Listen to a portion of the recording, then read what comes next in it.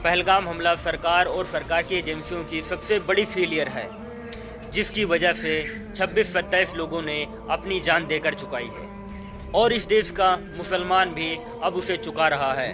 फिर वो चाहे मुंबई में मुसलमानों को टारगेट किया जाना हो, चाहे आगरा में दो मुसलमानों को मार दिया जाना हो, चाहे चंडीगढ़ में कश्मीरी मुसलमान जो वहाँ पर पढ़ रहे हैं उन पर शारीरिक और मानसिक रूप से उनको प्रताड़ित किया जा रहा है। और इतना ही नहीं, उत्तराखंड में वहाँ पर भी कई लोग जो शॉल बेच रहे थे कश्मीरी भाई, उनको भी मानसिक रूप से प्रताड़ित किया जा रहा है। और इतना ही नहीं, जो उत्तराखंड से वीडियो वायरल हुआ है उसमें बजरंग दल के लोग ये भी कह रहे हैं कि अगर दोबारा दिखा तो काट दूंगा। बताओ, इतनी जुर्रत। और इतना ही नहीं, इससे भी ज़्यादा घटनाएं हो रही हैं। मुसलमानों को टारगेट किया जा रहा है, कहीं पर उनका बहिष्कार करने की बात हो रही है, कहीं पर उनको मारने की बात हो रही है और बताया जा रहा है कि 26 का बदला 2600 से लेंगे। सरकार की गलती और सरकार की एजेंसियों की गलती। अब इन लोगों की गलती का भुगतान मुसलमान करेगा और कश्मीरी मुसलमान करेगा। और फल और सब्जी बेचने वाले को प्रताड़ित किया जा रहा है। सरकार इन लोगों पर कठोर कार्रवाई कब करेगा यही समझ में नहीं आ रहा है। हालांकि सवाल करने वालों के खिलाफ एफआईआर दर्ज हो गई है।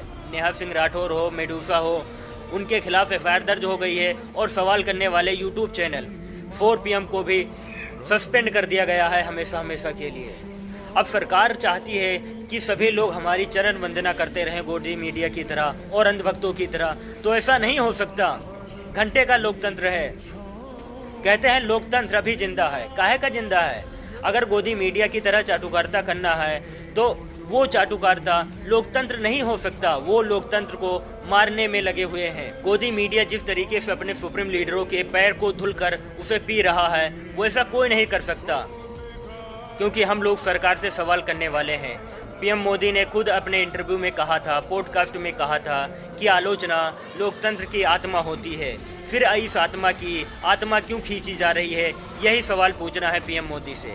पहलगाम हमले में 26 की मौत के बाद जिस तरीके से गोदी मीडिया ने टीआरपी छापने का काम किया है और सरकार की चरण वंदना करने का काम किया है, शायद इससे पहले गोदी मीडिया इतना नहीं गिरा हुआ था।